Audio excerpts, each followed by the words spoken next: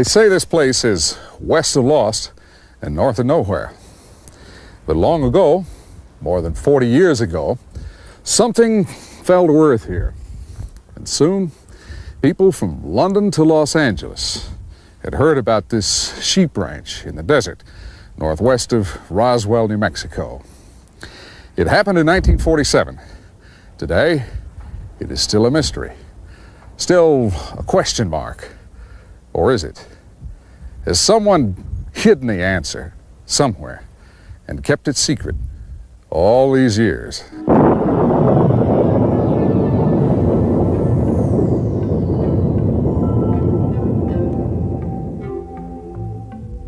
That summer in 1947, the world was recovering from history's most terrible war. Yet, it would be fair to say that, for Americans at least, things were getting back to normal. Normal. Now, there's an interesting word. In June of 1947, Ken Arnold, a businessman, was piloting his private plane near Washington State's Mount Rainier when he spotted something not normal. Later, he described the 9 objects as a group of discs that skipped across the sky like flying saucers. The newspapers liked that. Flying saucers. The name stuck. And soon it seemed more newspapers were writing about flying saucers, the more people were seeing flying saucers.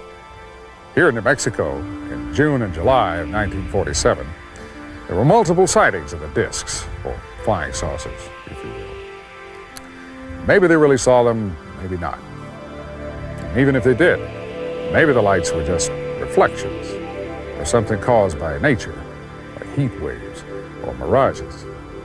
But if not, if the lights were aircraft, then whose aircraft? And what brought them here? Why New Mexico?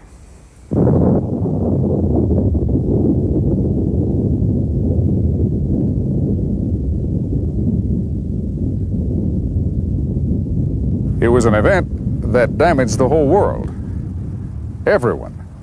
Because since that first bomb fell on Hiroshima, no one has been safe. Not on Earth. So it was predictable that when those flying discs appeared, the U.S. military suspected the Russians. But others had a different theory. As the poet John Donne wrote, "No man is an island." Perhaps, they reasoned, neither is this planet. Did the shock waves of those first atomic blasts, they wondered, travel far across the ocean of space? And out there was something listening. The first atomic bomb was tested, set off, in the New Mexico desert near Alamogordo, about 100 miles southwest of here. That was July 16th of 1945, about 2 years before the first reported sightings of the flying discs. After the war, weapons and rocket research continued at Alamogordo and in a region nearby called White Sands. This looks like the Sahara, but it's not. It looks like sand, but it's not. What you see are dunes of white gypsum. And not far from this natural illusion is another deceptive place, the top-secret White Sands Missile Range. After World War II, the United States brought more than 100 German scientists to Fort Bliss near El Paso, Texas, about 2 hours' drive from here, and put them to work designing rockets. Their leader was the late Dr. Wernher von Braun. On April 16, 1946, the first American adaptation of a German V-2 rocket was launched from White Sands Proving Ground. Other V-2 rockets were successfully launched that year on June 13th, October 10th, and the 17th of December. The December flight reached an altitude of 116 miles. Meanwhile, in Roswell, New Mexico, the world's only nuclear strike force maintained a state of constant readiness. With 15 atom bombs in its arsenal, it was the United States Army Air Corps' 509th Bomb Group. If you look at the map, you see this: 3 locations in the rough shape of a triangle. At the bottom left corner, the missile range. At the bottom right, Roswell Army Airfield, headquarters of the 509th and its nuclear arsenal. And at the top of the triangle, the site of the mysterious crash, July 2nd, 1947. So what came down out here? An enemy reconnaissance flight? The U-2-like crash of a Russian plane? Well, that theory would soon evaporate. The Army, Air Force, and yes, the Pentagon moved fast to come up with another story. We know that now. And there is convincing evidence the official story was false. Out in this wide open space, in the high desert of Lincoln County, the sky is as vast as the land. The wind blows, sheep graze, and time seems patient and stoic, like the eyes of an old Indian. A ranch hand by the name of Mac Brazel lived and worked out here. On the morning of July 3rd, he found it. In a pattern perhaps 3/4 of a mile long and 250 feet wide was a scattering of pieces of things. They had fallen everywhere, landing on the wet sand and in sinkholes filled with rainwater. On the night before, a violent thunderstorm had broken over the desert. But Mac Brazel remembered hearing one thunderclap louder than all the rest, almost too loud for thunder. Now, looking at the wreckage that littered the desert, he wondered, was it thunder or was it an explosion? There were scraps of metal and other lightweight material like foil. There was fiber or string, and there were slender sticks suggesting structural beams. On these sticks, he saw markings that reminded him of symbols scratched in clay by Indians. Petroglyphs, they're called. That's how they looked to Mac Brazel. Others who would see them later compared them to Egyptian hieroglyphics. Mac would remember that the debris was so deeply packed, the sheep refused to cross the field. He had to herd them around it, water that was more than a mile away. He gathered up some of the pieces and took them to the house of his nearest neighbors, Floyd and Loretta Proctor.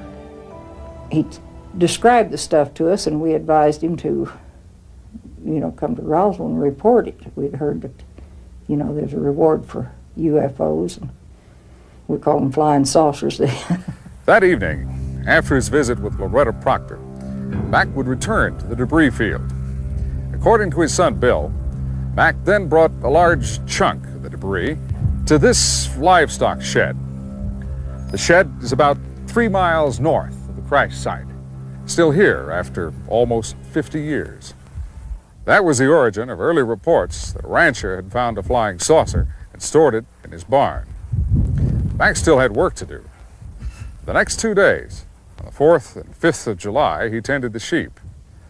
Then, on the 6th of July, he got up early, finished his chores, and drove into Roswell.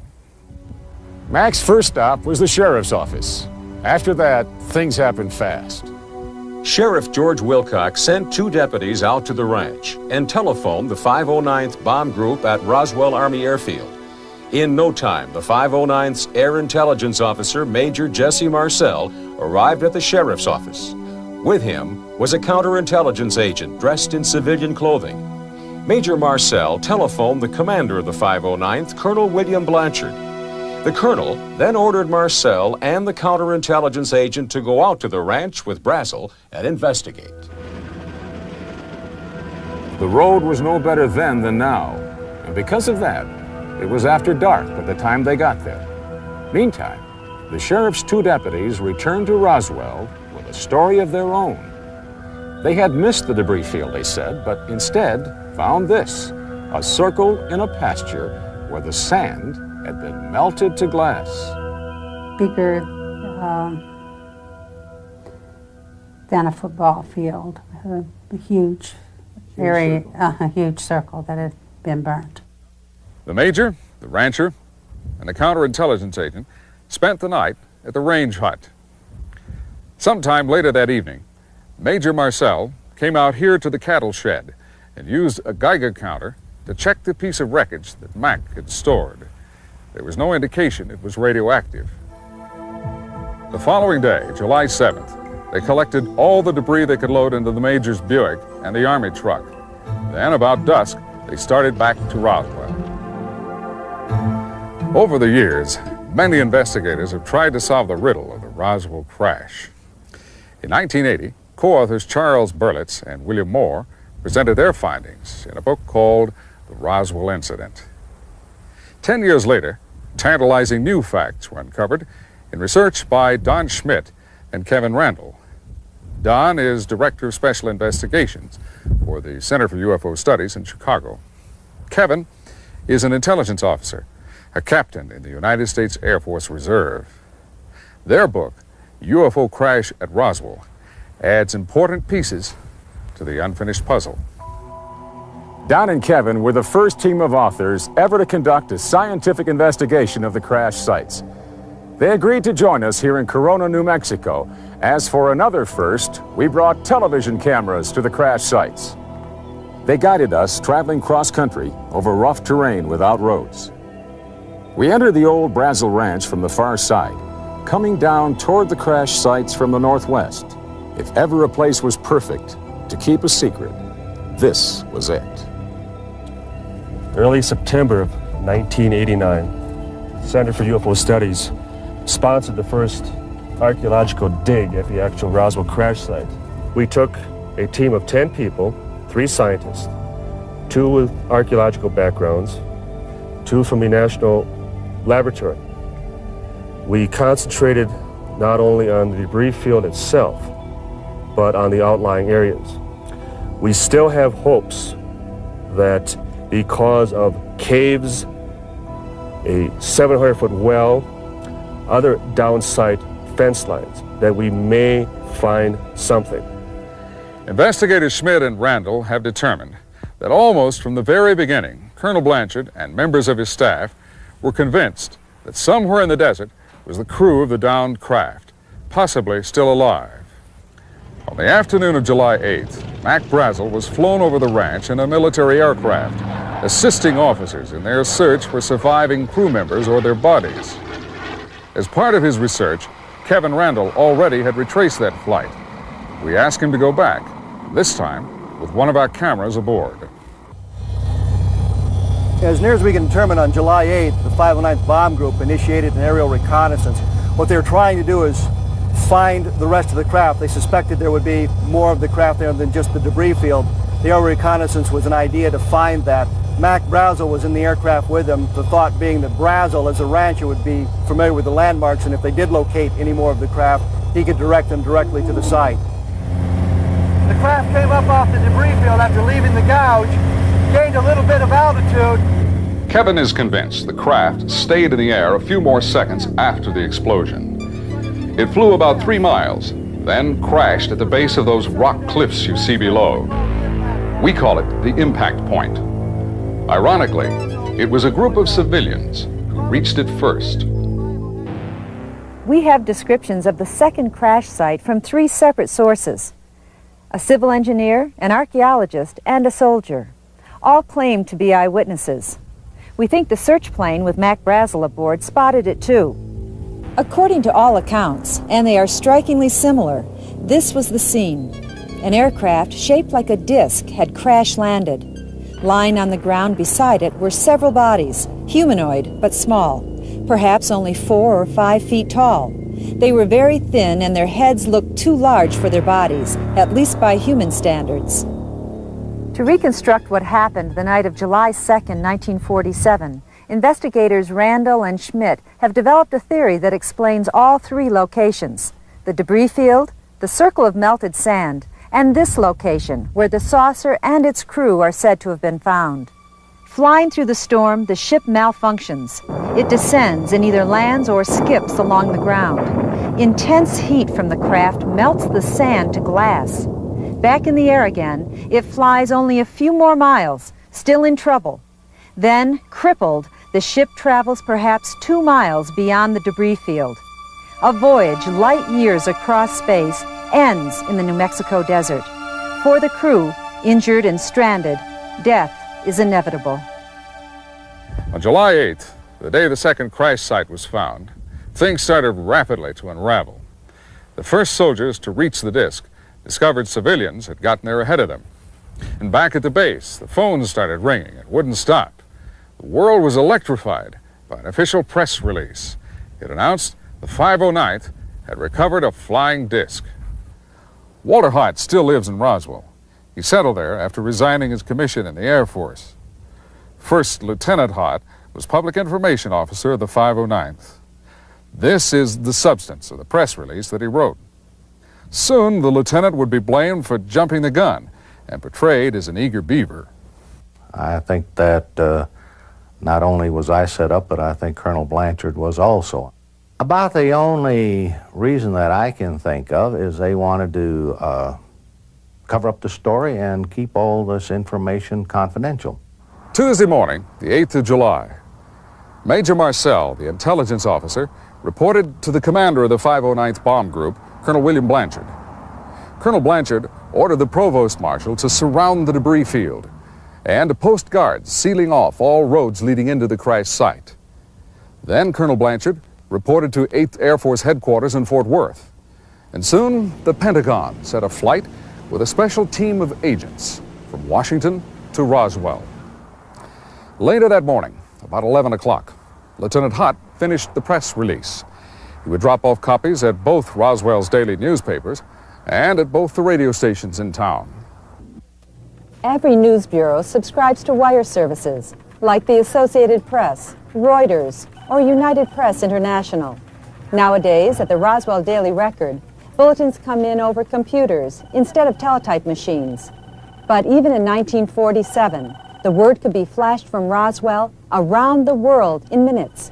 And that's exactly what happened. By noon, July 8th, every telephone line into Roswell, New Mexico was jammed. At the 509th, Colonel Blanchard himself couldn't place an outside call. It was impossible.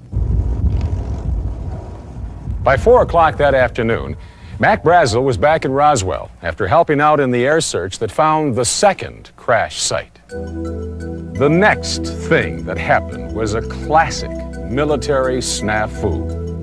The Army lost Mac Brazel. But Walt Whitmore, an owner of station KGFL in Roswell, found him.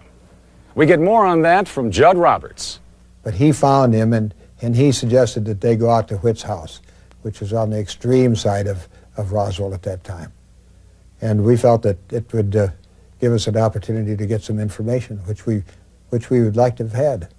As someone said one time, you sequestered him or you hid him out, but I'd like more politely to say we offered him a place to stay that night so he could get away from a lot of people with questions. With calls still pouring in from as far away as London and Hong Kong, the Roswell Daily Record hit the street with a front-page banner headline.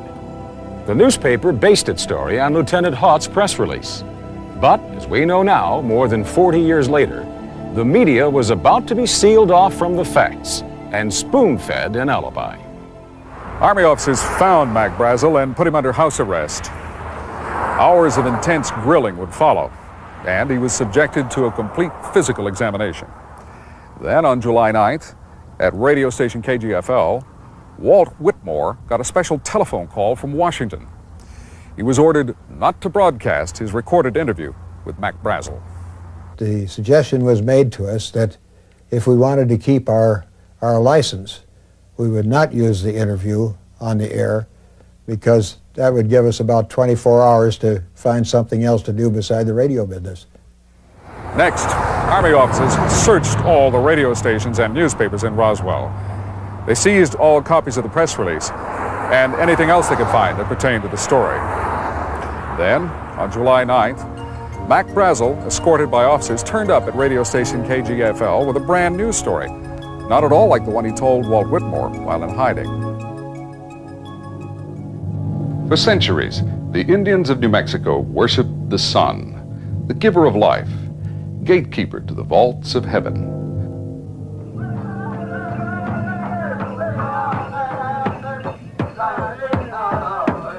It was to learn more about ancient Indian culture that a group of archaeologists came to the desert on the morning of July 8th, 1947.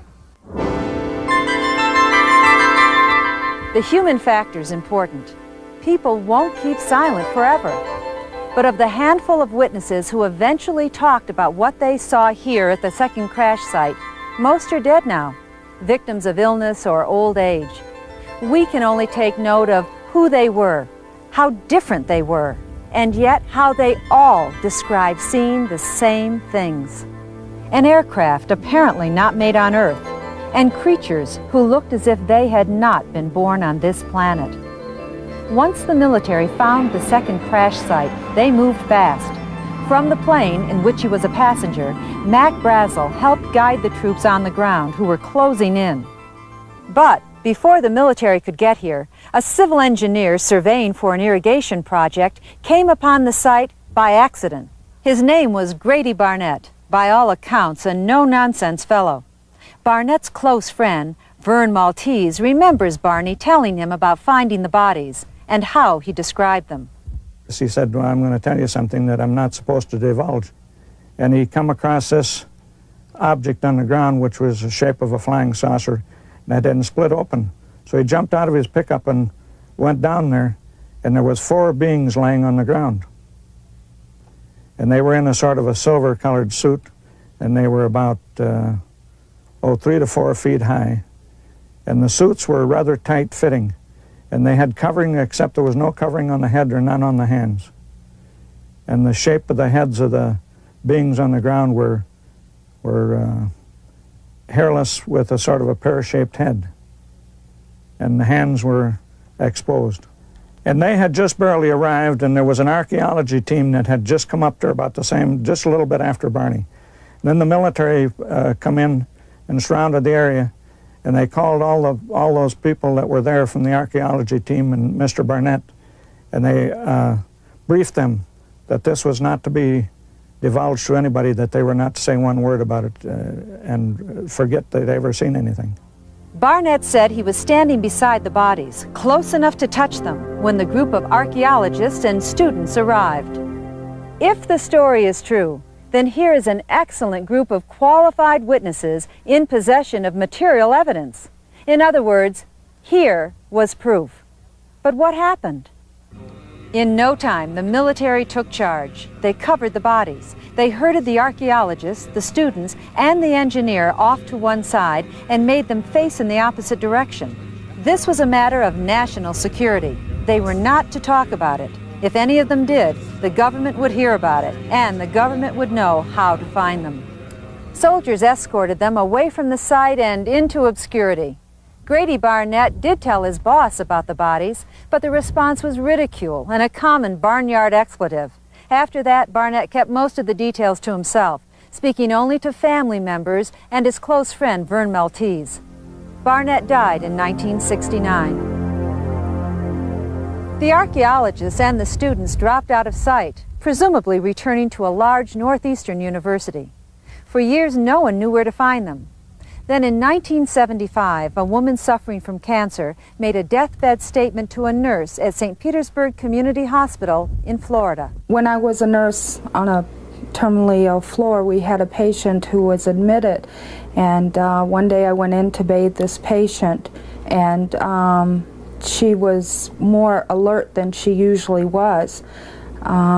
She was very suspicious acting. She asked me if I could draw the curtain. She wanted to know if there was another patient in the other bed, and I said no, which I was a little surprised because she wasn't so alert. In fact, most things that she did was call out one particular name. So she proceeded to talk to me, and she said there's something that she needs to talk to someone about, that she needed to tell them something. She said, I've held it in a long time.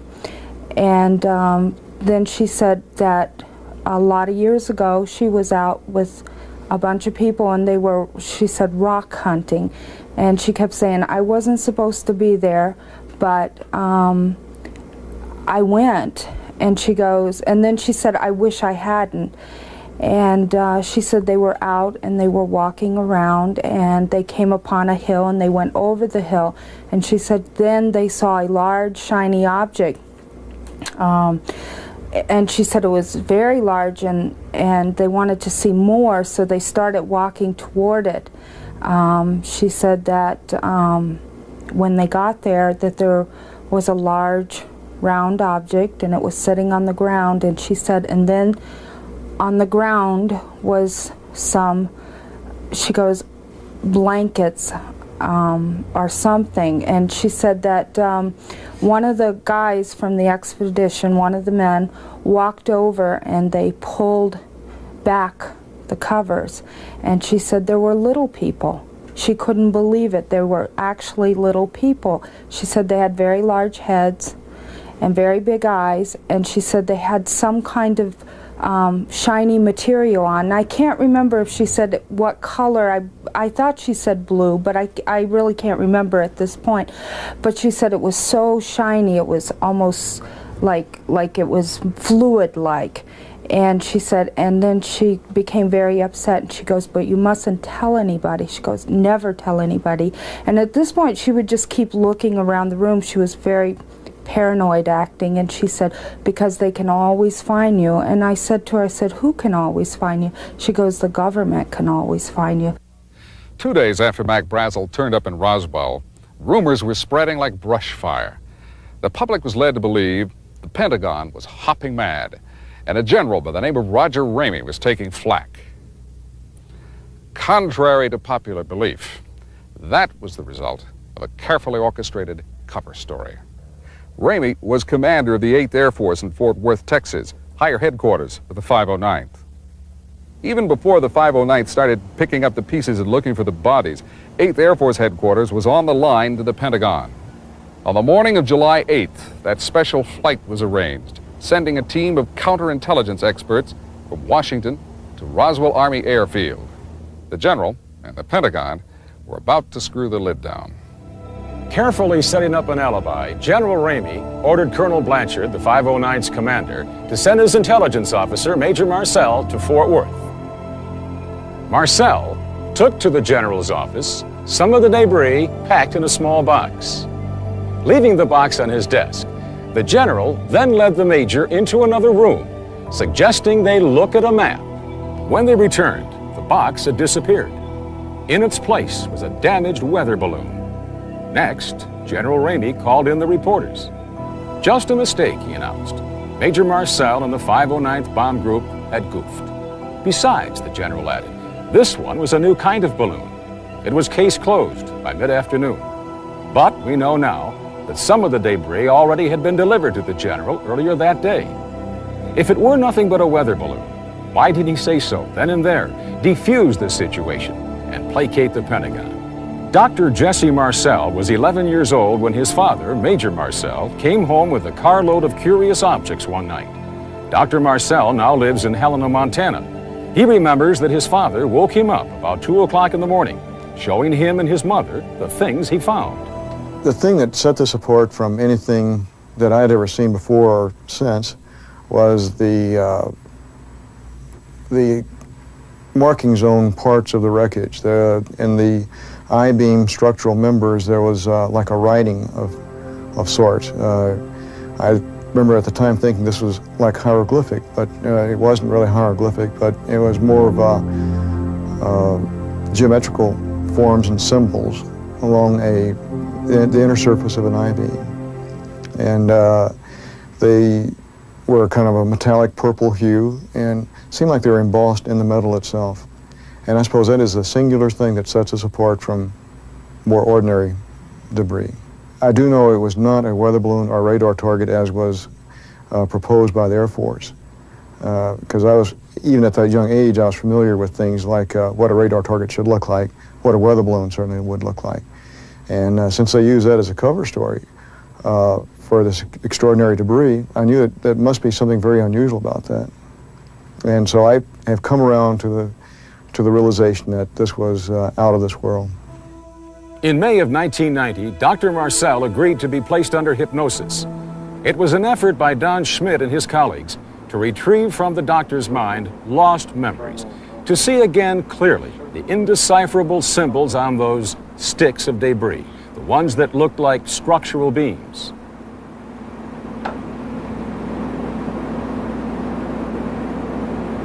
Circle Bozeman square. Yeah, circle what? Super Bozeman square. Yes. Is the square inside the circle or outside the circle? Inside.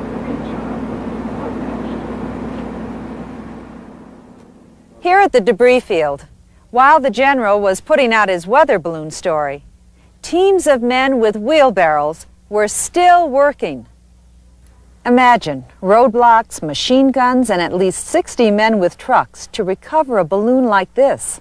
Other weather balloons have been found and turned in by civilians. They were small enough to fit in the trunk of a car. Even the new model referred to by the general would have fit. In fact, Mac Brazel said he knew what weather balloons looked like, that he had found them on the ranch before. Despite military pressure, Mac still would insist that the debris in the field the sheep would not cross was different. And of course, weather balloons don't carry passengers, not even small passengers like the ones supposedly found at the second crash site. Now, back to the rumors that were spreading through Roswell. If bodies really were found, is it true that one of them was still alive? As part of their 2-year investigation, authors Don Schmidt and Kevin Randall interviewed more than 250 witnesses and sources regarding the Roswell crash. They were careful to avoid hearsay. They weeded out suspect sources, those who might have exaggerated or embellished their stories with borrowed information. In preparing this documentary, we recorded interviews with more than 24 people. All were carefully screened, their backgrounds checked. Many of them had never met. And yet, invariably, their stories matched. Each piece of the puzzle fit, and there was no evidence of collusion. Jack Rodden grew up in Roswell and still lives there. In 1947, his father, a professional photographer, was among those pursuing the story. Jack still remembers 3 cryptic words. The day after, a day or two after the story was released that it was a weather balloon, I quizzed him about it. I want to know what was really going on, what happened. And he said, just 3 words, they killed it. He had the ability, when he wanted to say a lot in a very few words. And the words a lot of times could be taken more than one way. And I asked him, what do you mean, they killed the story? And he wouldn't deviate. He just said, they killed it. And I said, they kill someone? And he just said, they killed it. And I couldn't press it any further, so I didn't, but I didn't forget it either. Frankie Rowe tried not to remember. She says threats to separate her from her family and send her to prison pushed memories of the incident deep into a shadowy corner of her mind. But years later, as parts of the story became public, Mrs. Rowe's memories came rushing back. The memories and the anger. Now she believes the American public has a right to know everything, the whole story, even small pieces of it, like the pieces of metal she saw and touched. And he pulled his hand out of his pocket and he had a piece of the material wadded up in his hand in a little tiny ball, and when he dropped it on the table, it spread out like it was liquid or quicksilver, and there was not one wrinkle in that. And I do remember that we all did get to touch it. We all got to pick it up. You could bend it, it made no crinkle, no noise. It was very thin and it was very shiny, very silvery color. It was about maybe a foot square. And I have no idea what happened to it. More than 40 years have passed since the crash. The government still sticks to the official explanation. The military is still stonewalling. However, in later years, a few cracks have begun to appear in that wall. Major Marcel would talk again to his son, telling him no, it definitely was not a weather balloon. And suddenly, in a supermarket, a retired Air Force officer would disclose to his wife an astonishing secret. But let's start with the story of Brownie. Melvin E. Brown was a sergeant with the 509th in New Mexico at the time of the crash. Later, he was transferred to England. He married an English woman, and following retirement, settled down with his family in a suburb near London. Over the years, on several occasions, he would tell his daughters bits and pieces of a curious story. But on his deathbed in 1982, Brownie gave up the rest of the secret and disclosed the number of a hidden bank account. There was no record of any trust fund, nor could the bank account number be traced. And yet, the family still wonders, is the money waiting for them somewhere? They wonder and remember what Brownie told them. It's almost as if when he'd actually told the story, he wished he hadn't. All available men were grabbed. That's his actual words I'm saying here now that I can remember. All available men were grabbed. They all had to go out to the desert where a crashed saucer had come down. And they all had to stand guard duty around this site. They were told to look, but not look, not to take anything in. And him and this other guy did look, and they lifted up the covers. And he did say that these trucks were coveralls. I don't know what he meant by that. It must have been some sort of truck with a cover. He lifted up, him and this other guy both lifted up the cover and saw, I say 2 bodies, but my sister remembers him as saying 3. We disagree on that. They saw these bodies, and they were about 4 foot tall, no more than that, maybe even less. Much larger heads than we have, slanted eyes, yellowish skin. Far from London, in Lincoln County, New Mexico, we searched for an elusive witness with an even stranger story. We found him living elsewhere and have promised not to disclose his whereabouts. His name is Glenn Dennis. In 1947, Mr. Dennis was a mortician, the manager of Ballard Funeral Home in Roswell, New Mexico. Here in Roswell, on the afternoon of July 8th, a local mortuary began getting calls from the hospital at the airbase. There were questions about the preservation of tissue and what specific chemicals would do to the tissue. And Clardy's Dairy and Creamery in Roswell received an order for a large quantity of dry ice. After 4 or 5 calls to the mortuary, the mortician decided there must have been a fatal crash at the airbase. That was the beginning of the most remarkable story connected with the Roswell crash. This is the gentleman to whom we have referred, the mortician, Glenn Dennis. In 1947, he was manager of Ballard Funeral Home in Roswell. Those telephone calls from the base hospital on July 8th started a chain of events leading to threats against his own life and the reported death of a close friend. Let's go back now to the afternoon of July 8th. Then the next call I got probably in 30, 45 minutes later, he was asking me then about our preparations and what we did preparing the bodies that had been laying out in the elements, or that, you know, some badly decomposed bodies, or how we treated the burnt bodies, otherwise very traumatic cases, and what our procedure was on that. Then the next question was, well, what would you do where you wouldn't change any of the chemical contents, you wouldn't destroy any of the blood, you wouldn't destroy anything that might be very important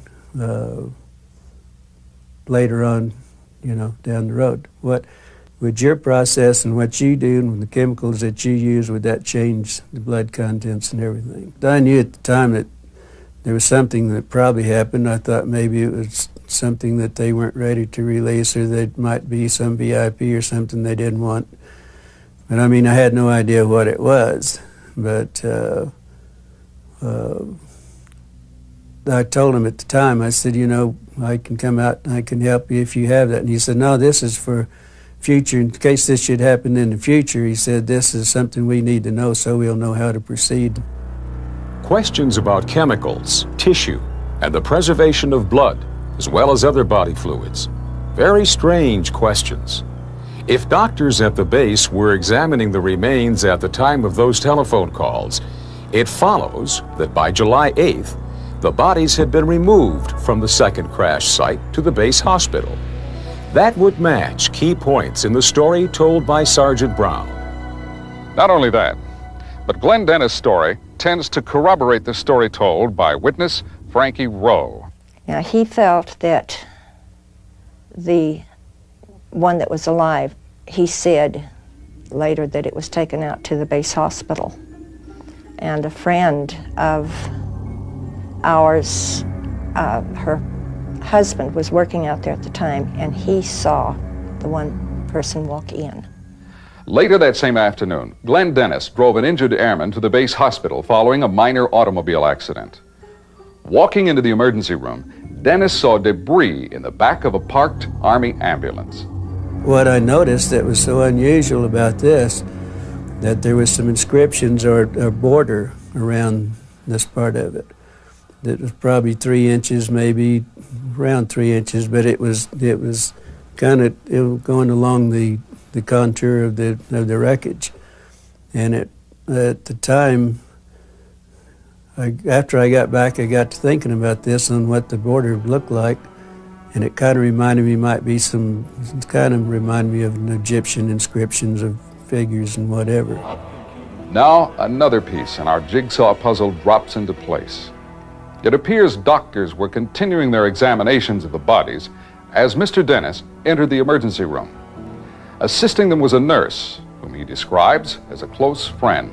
One of the nurses, lieutenant nurses that I was acquainted with very well, she was very excited, and she said, "How did you get in here? What are you doing here? And get out immediately or you're going to get in a lot of trouble." She said, "Get out of here as fast as you can."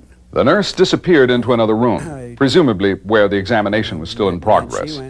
But serious trouble was in store for Glenn Dennis, the result of a chance remark to an officer who stopped him as he was leaving. But I said, "It looks like you've had a crash." I said, "I see some debris and then the ambulance is there."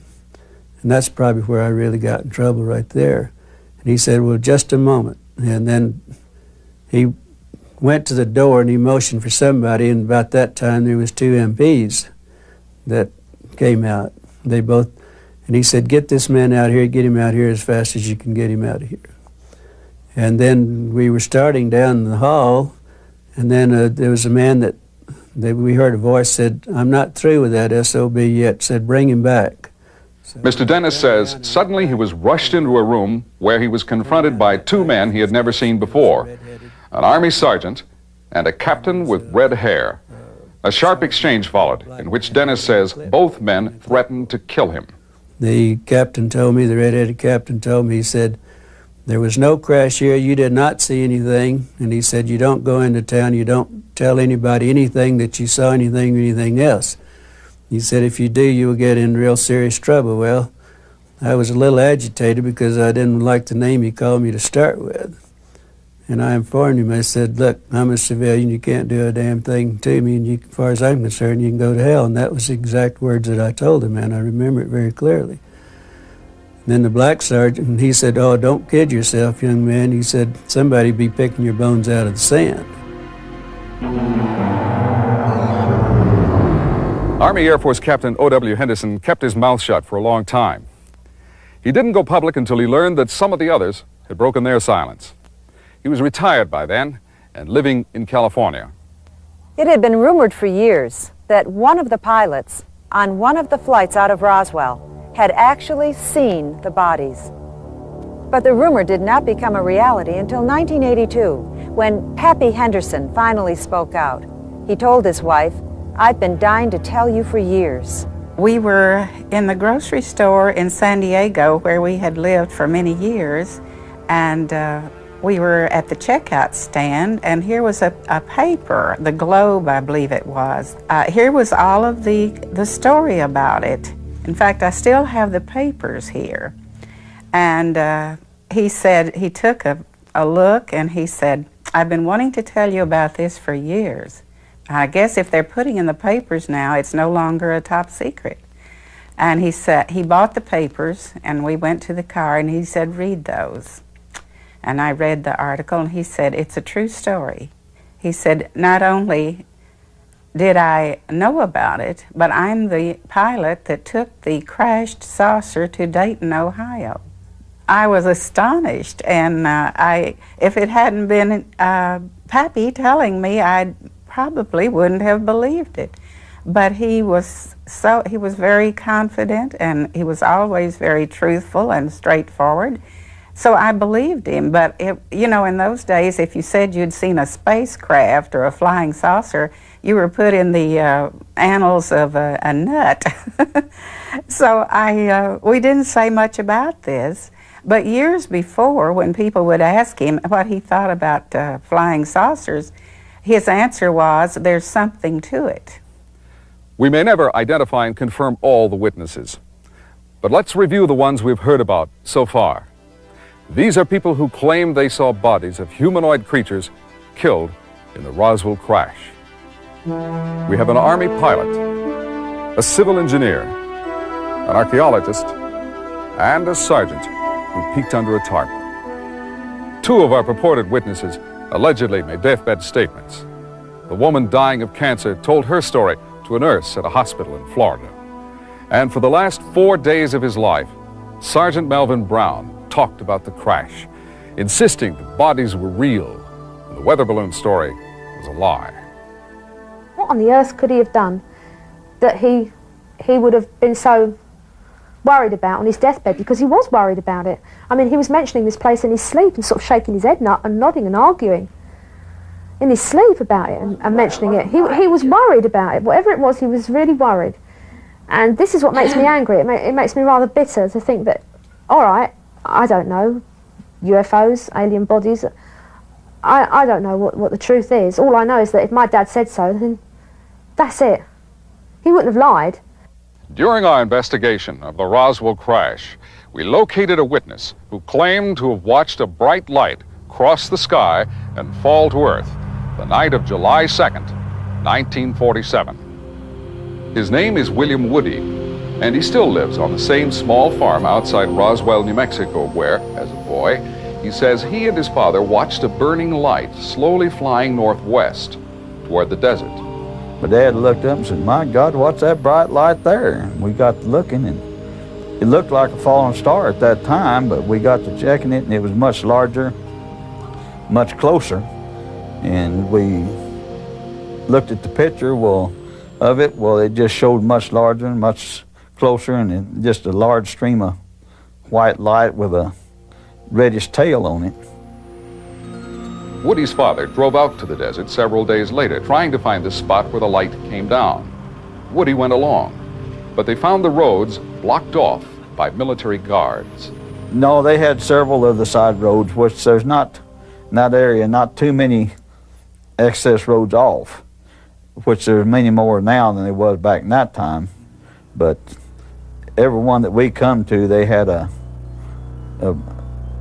security set up so you wouldn't go off in that area to the left-hand side of the road going north. Far out in the desert, at both crash sites, teams of soldiers were hard at work, cleaning up debris and hauling it away in trucks. A very large operation indeed for the alleged recovery of a weather balloon.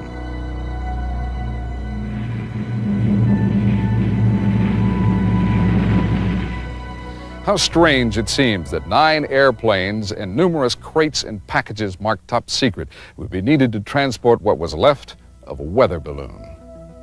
One flight on the 6th of July moved debris from Roswell to 8th Air Force Headquarters and on to Washington, D.C.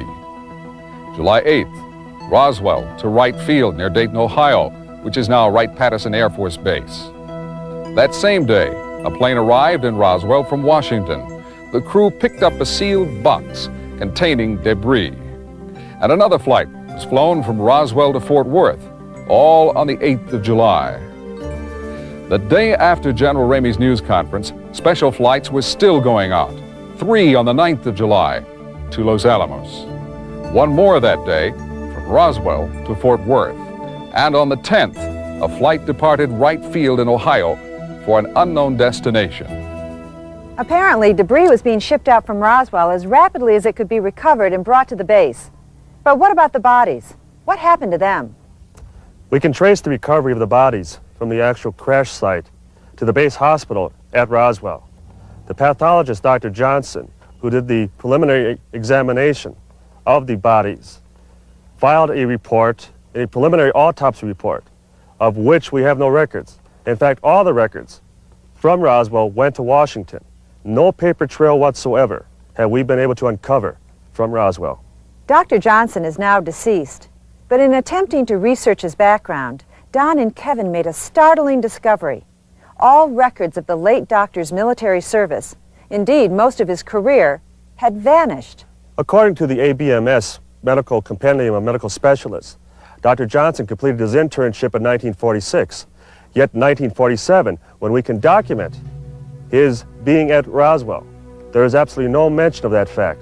In 1948, he is listed as a pathologist practicing in Galveston.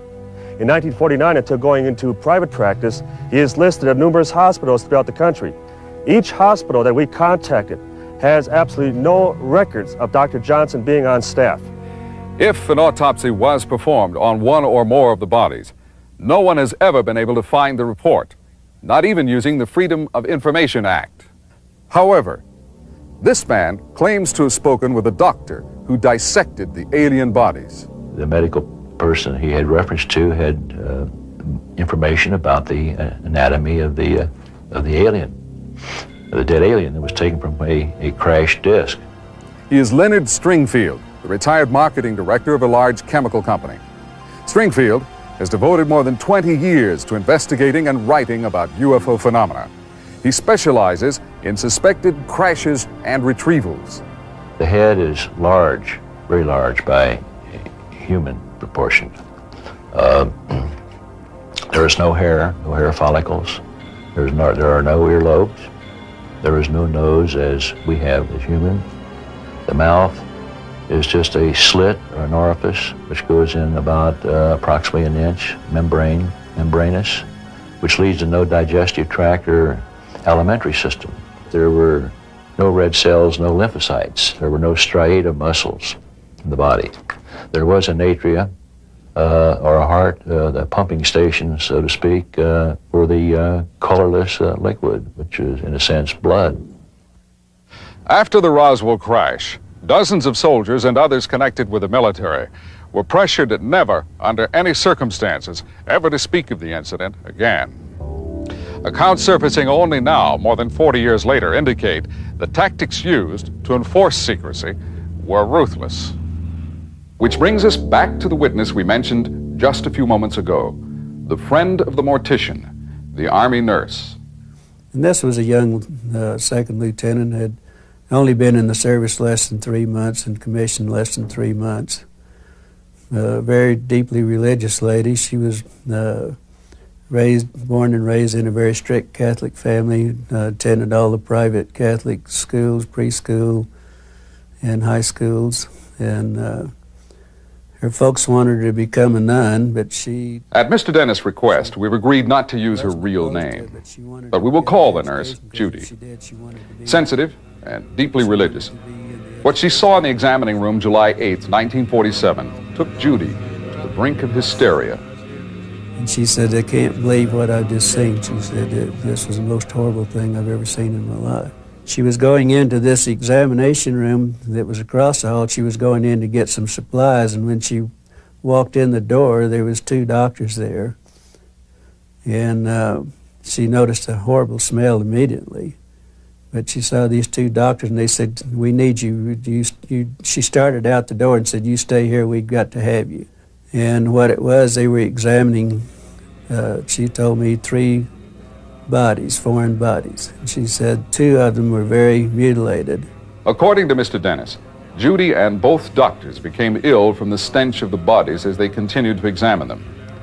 Judy was still not well the following day when Glenn met her for lunch at the officers' club. But he was more disturbed by her emotional state. I knew she was almost in a state of shock, because she said it was so gruesome and so horrible, and she would just, almost grab her head, and it looked like she was just going into total shock. We should note here that Glenn's concern for Judy was serious. Marriage had been discussed, but all of that was about to change forever. He never dreamed what lay in store for Judy as she began to describe what she had seen. She had drawn me just a little the night before. She had a description of an arm that was that she had drawn, and then the anatomy of the arm, which was different from ours. There was only 4 fingers on the hand. Didn't have a thumb to it. Only 4 very slim, fragile little fingers. But when they turned one of the hands over, they noticed at the end of the fingers there was little pads on each one of the 4 fingers there. And it looked to them like they were like little suction cups. They were little hollowed out areas that looked kind of like a suction cup. The heads on these individuals were much larger, somewhat larger than the human head would be. The eyes were very sunken. The nose was there wasn't a convex or anything. The nose was very concave with only two little orifices. The ears, there was no ear. There only might be two little orifices on the side, but very small little lobes that looked like they might function, might close maybe or whatever, but they was very small. Nothing resembled an ear on a human anatomy at all. Not touching their food, they continued to talk. But for Judy and Glenn, time was running out. She never touched her food at all, we never, I think I drank my Coke, but I was so, I thought, my God, this was something else, and I don't know that I ever ate my food either, but that was, then she said, I've got to go back to the barracks. He said, I am deathly ill, and I've got to go back to the barracks, and then that was the last time I ever saw her. Call it stick and carrot. Apparently, counterintelligence agents and ranking officers used both threats and money. The archaeologists were intimidated, told the government would find and punish them if they ever talked, and indeed none did, with the possible exception of the cancer patient on her deathbed in Florida. Mac Brazel had not yet heard the Korean War term brainwashed, but might have used it to describe the days and nights he spent as a virtual captive, being interrogated, examined, and forced to change his story. But one thing more, Mac's friends, the Proctors, remember he came back from Roswell driving a new pickup truck. Yeah, I think maybe he did come back with a pickup truck when he came back. And we always wondered if he didn't get a reward. And suddenly, the ranch hand described by those who knew him as dirt poor had money for a meat locker in Las Cruces and a new house. When they brought Mac down and kept him a few days, and then he came back, and he wouldn't talk about it, but we always wondered if he got a reward, because it wasn't long after that until he went to Alamogordo and put in a locker plant. And back then, I don't know what it would cost to put in a locker plant, because it's lots of individual boxes and things. It's, a lot of freezing units. So I don't know what it would have cost, but I think it would have cost more than he got on his wages. Threats and rewards and continuing surveillance. Mac Brazel's son Bill had his own collection of small pieces of debris until he talked about them at a bar in Corona. The next day, military officers appeared on his doorstep and confiscated the pieces, all of them. The sun has set on many secrets of the old Roswell Army airfield. For example, few people know the bomber that dropped atomic destruction on Hiroshima once was hangared at Roswell. Military security is a fact of life. We have been told not only soldiers but civilian firemen worked at the crash sites. Apparently, some got the carrot, some got the stick, including Frankie Rowe's father, who remained silent but angry for the rest of his life. And he was very angry for a long time about that the government could do this, that they could just totally suppress something that actually happened. And he knew that it happened. He had seen them. Confidential military sources told our researchers that more than a dozen military policemen who guarded the crash site were paid $10,000 apiece, a very large carrot in 1947.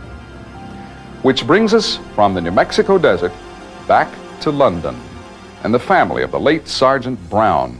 Remember, as he lay dying, Brownie talked about a special bank account.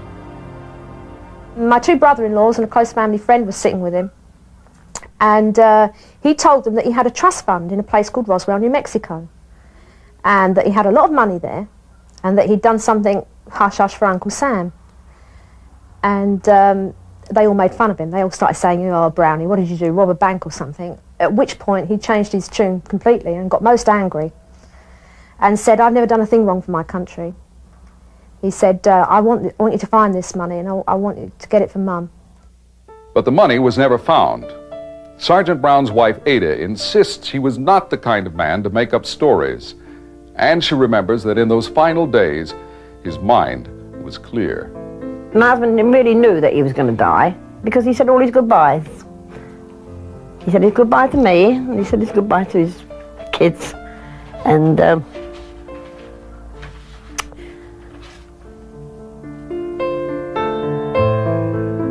instead of money, Sergeant Brown got a plaque, a generic letter of commendation from President Reagan.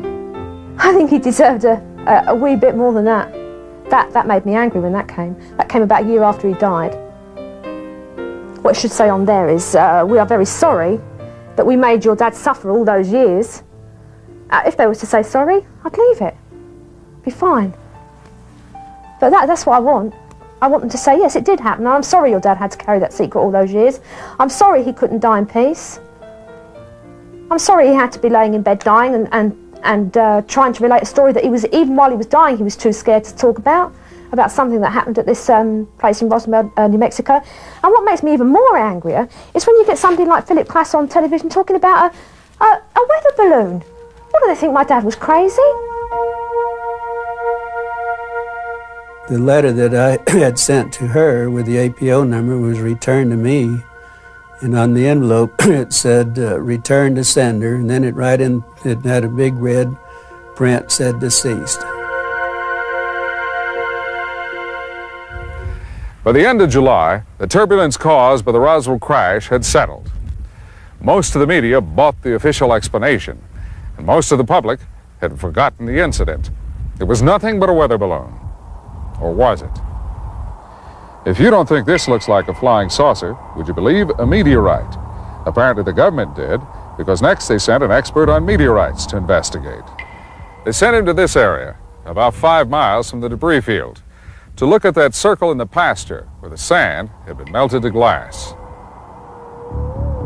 Dr. Lincoln La Paz of the University of New Mexico was a noted authority on meteorites and their recovery. He had worked on dozens of top-secret assignments, including the Manhattan Project. About 2 months after the crash, Dr. Lincoln La Paz was asked to calculate the speed and trajectory of whatever it was that came down out here. La Paz had not been told about the alleged recovery of bodies. After investigating, he concluded not a meteorite, but an aircraft had struck the ground. Given the heat and the speed, the doctor couldn't believe it came from Earth. He was convinced it must have been an unoccupied probe from another planet. The key word is convinced. 1 year later, Dr. La Paz had not changed his mind. This from former counterintelligence agent Louis Rickett, who remembered a conversation with La Paz in September of 1948. If all the government recovered was a weather balloon, why was it still investigating the crash 2 months later? Except for being torn, the weather balloon displayed by the general was virtually intact. Yet pieces of something were scattered 3/4 of a mile across the desert. Pieces of what?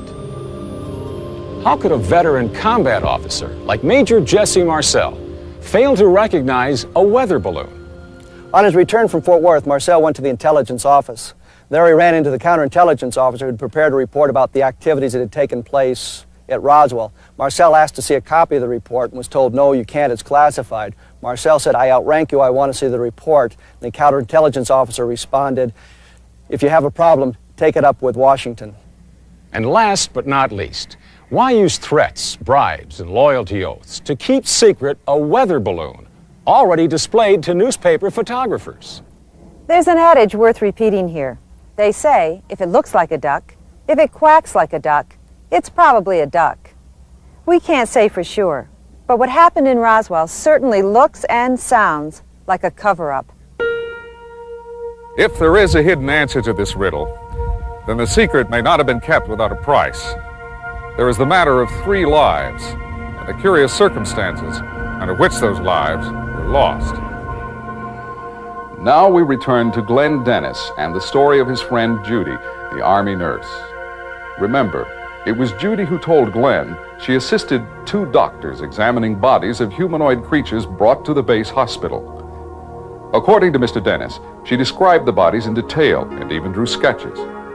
After lunch with Glenn, Judy left the officers' club and vanished. The next day, I called out. I wanted to see how she was doing and how she was feeling. And of course, you know, by that time I was really fascinated by what was going on, and I was so curious. I wanted, you know, maybe she'd feel like talking a little more about it. But I was really concerned on what was happening to her. And they told me that she wasn't working, that she was unavailable that day. And so the next day I made the call again. I made 2 or 3 calls the next day. And it was also, she was still unavailable. Then the third day I called and they said that she'd been transferred out. And they didn't know where, but she was no longer there at the air base. Transferred without a word, no goodbyes, and no explanations. Judy was a second lieutenant with less than 4 months at Roswell, her first duty assignment.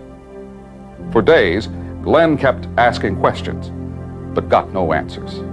Well, then about maybe 10 days to 2 weeks or so later, I get a letter from her in the mail addressed to the funeral home.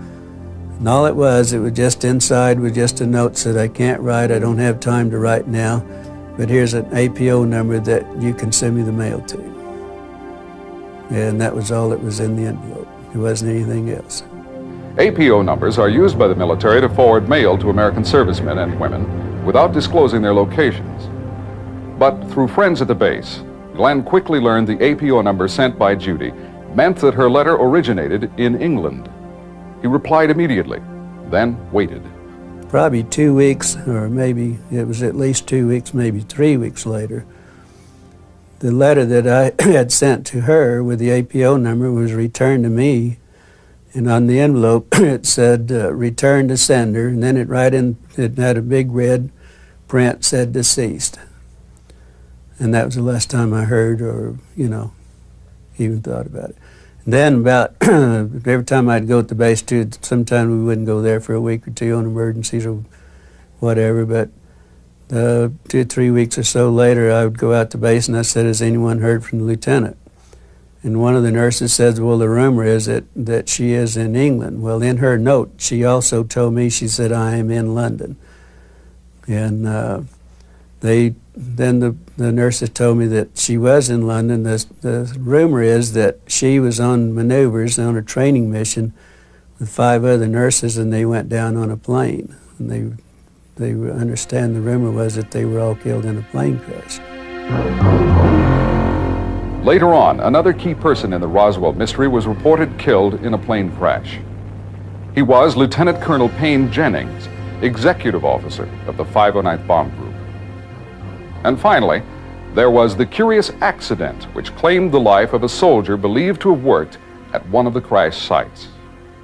We have information concerning a heavy equipment operator, for example, that was found crushed to death by his own vehicle, with his unscathed glasses found 100 feet from the site. The Roswell crash.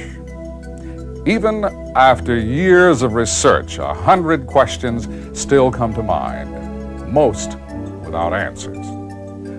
It's not our purpose to prove or disprove this story, only to present those facts and witnesses we could find and let you decide. Somewhere there is tangible evidence, a piece of metal, a scrap of fabric, or one more witness who remembers. Perhaps that witness is you. We applaud the courage of those who come forward in this documentary to speak for the record. We believe, as they do, that the time is now to unlock the truth, and that the United States government holds the key. It is frightening now when I think about it. I can't believe that I could have forgotten as much as I did because of the threats. I mean, it's crazy. But yeah, I'm bitter, all right. I'm angry. I don't give monkeys about the bodies and I mean, what I want to find out is why. All right, they must have had a good reason, obviously, for doing it. But I don't know. I can't see that it is that important anymore, that it has to be covered up. You know, I think it's time they wash their land and at least give the people an explanation of why we shouldn't talk about it in the first place if it was a national security item, or, I mean, you know, just the reason why everyone should keep this and why they should keep covering it up. I think they owe the American people an explanation why this happened, I mean, why they're not doing this. And let us know, and then the people know to either keep their mouth shut or go on their way. After almost 50 years, there is still no change in the official story. But whether a spaceship did or did not crash in New Mexico, one thing is perfectly clear. Details of the incident have been wrapped for decades in layer upon layer of secrecy, which raises the most tantalizing question of all. Why? Would proof of intelligent life on another planet destroy this civilization, wreck the edifice of science, and undermine religion? Is that what they fear? Centuries ago, those same fears motivated enemies of Copernicus and Galileo, who revealed a simple truth every schoolboy knows today, that the sun is the center of our solar system, and Earth revolves around it. Or is there something more? Could the visitors, if there are visitors, be predators, indifferent to human life or human suffering? Have our leaders been shielding us from a terrible truth? Even so, what has all the secret-keeping bought us? A few decades of false complacency? Well, things are different now. As we wind down the 20th century, we have reached the end of innocence. People are demanding the truth, and yet it is a truth that could rob us. We may never again be certain we're dominant here on Earth. Indeed, not even certain we are here alone.